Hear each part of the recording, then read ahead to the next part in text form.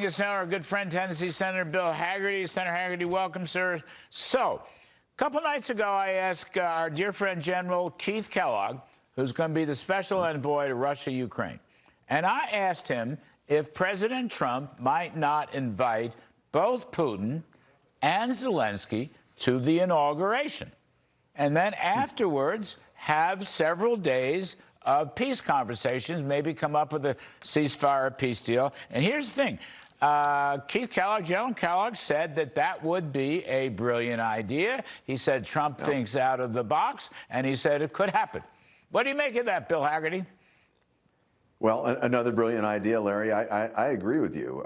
President Trump, as you and I both know, loves to speak from a position of strength. And there's never a greater position of strength for America than the inauguration that'll be taking place. Our nation's capital will be beautiful. It's going to be a magnificent ceremony. I'm certain he'll give a great and inspiring speech. And for Xi Jinping, for example, to see that, to be there present, I know he's been invited. For Putin, for Zelensky, I love the idea, Larry. Another great one. She's not coming, apparently, at least according to some of the reporting. No. But, you know, your point here, I think Senator, the invitation, though, was a good idea, though. It was a good idea. But to your point, the Washington, D.C. point, Senator, we should be negotiating this right in Washington, D.C., which is the capital city of the United States of America, the #1 country in the world, particularly under this new president. Not overseas, not in Poland, not in NATO, not in the EU, right here in Washington. Bring them to us and let our president be the negotiator. I love the idea, Larry.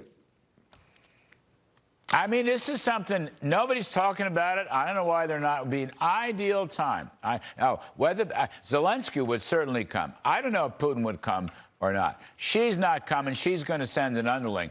But I think you just said this. At least issuing an invitation to Xi was a pretty cool idea. I mean, why shouldn't other foreign luminaries come? Heads of state, for example. You know, Latin American countries, for example. I mean, in a sense, an inauguration is a message to the people of this country, right? But as you noted, it's a message to the rest of the world.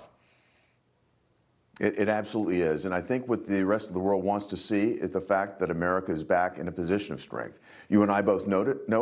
The world needs a strong America. President Trump has been reelected to deliver just that. And I'm looking forward to working with him in the Senate to make certain that we deliver everything we can to make America's economy strong again, to make our border strong again, to make our national security what it is and should be, and to get our capital markets back into a position where we have the strongest, deepest, and most effective capital markets in the world.